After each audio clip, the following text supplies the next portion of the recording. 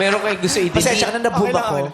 Kung may memory kang gustong i-delete sa past mo, ano yun at bakit? Unahin natin si Yana. Yung sa akin naman po, siguro nung 9 years old ako, nung nakita ko yung mama ko na umiiyak po. Kasi namatay po yung father ko. So, bata pa po ako nun, pero makikita mo yung mama mo na umiiyak. So, gusto kong mawala yung alaalang yun. Gusto ko maging masaya lang siya. Ayaw niya makita. Maalala yung araw na malungkot ang kanyang ina. Chay.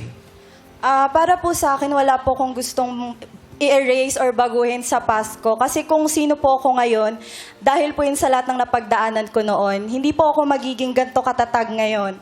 Kung hindi po dahil sa past ko, sa dami kong pinagdaanan. Ayun po. Pero yung tanong kasi, kung may... Wala po. Hindi, kung meron ka kung nga, meron magbubura ka talaga. Huwag mong iniiba yung istorya. Nag-ano lang siya. Kung meron, Kasi siguro kung po lalo yung... sa pageant, pag tinatanong ka ng isang hypothetical question, kailangan pumunta ka dun sa anong yun. Dun sa sitwasyon na yun. Kailangan may piliin ka. So, pag sinabing may buburahin kang memory, ano yun? Yung memories po namin ng ex ko. Kasi Lahat. dahil po doon nagkaaway po kami at some point nung mother ko. Pero ayun nga po, ayoko na po yung mangyari. So kung wala po yung memories na yun, siguro hindi po kami mag-aaway noon. Pero ngayon, bumabawi naman na po ako sa mother ko. Yung pinakahuling ex mo yan. Apo. Oh, kasi nasuway niya yung nanay. Yes po. Mali po yun. Oh, Herbie. Siguro yung ano din po, yung memories din po ng ex ko, na 3 years po kami pero wala pong label. Yung gano'n po. Kasi parang, ano po siya, parang nag-settle ako sa less. Di ko alam bakit ko ginawa yun na parang hanggang doon na lang. So ayun po, gusto ko po siya ibura kasi ang unfair po nung nangyari sa akin. Ang hirap talaga ng walang label. Para yung isang produkto, pag walang label, hindi mo alam kung kailan siya mag-expire. Yun, oh! Mismo. Hindi mo alam kung yung kinakain mo ay okay pa o nakakalaso na sa'yo. Kasi nga wala namang label. Sabi nga ni Sara Labati, check the label, mommy. Yeah. Di mo alam paano lutuin. Ha? Kasi walang label. Hindi siya niluluto. Ano siya? Palaman siya. Hindi pwedeng. Yun ang gusto ko, yun ang gusto eh. kong i-delete sa buhay ko. Didelete mo. At saka, diaper yung pinag-uusapan natin. Diaper pala. Diaper pala. So, ayun! Ang kanilang mga hugot. Sabi. Darren, kung may tatanggalin ka sa memorya Yan. mo, ano yun?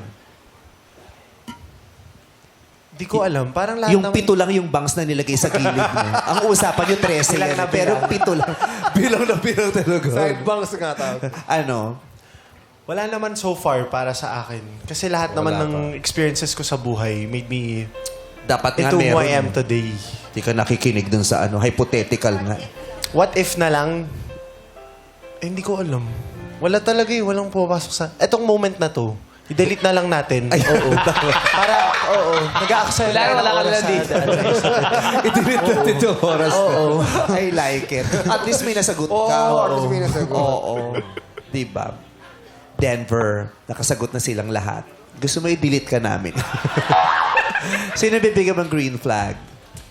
Yung yung nagsabi yung sa nanay niya, family-oriented kasi ako. Sino Ikaw yan? ba yun nagsabi lang sa mama mo? Chay. Sa mama ko po. Mama ko na magiging mama mo din. Ay, pati si Yana ata. Nagsabi rin. Sabi ko na abay, mama yan. Oo, si Yana, tatanggalin, magde-delete siya. Yung 9 years old, nakita niya yung nanay niyang umiiyak. Si Chay naman, didelete niya yung ex niya kasi doon sila nag-away ng mama niya. Oo, sino doon? Ha? Sa nanay. Sa nanay. Kay Yana. may nanay. Alin doon? Dalawa nga yung nanay. Ay, yung una mo sinabi. Yung ayaw niyang makitang umiiyak nanay niya. Yes. Tama, maganda yan para tapos na. Si Yana ang pinili.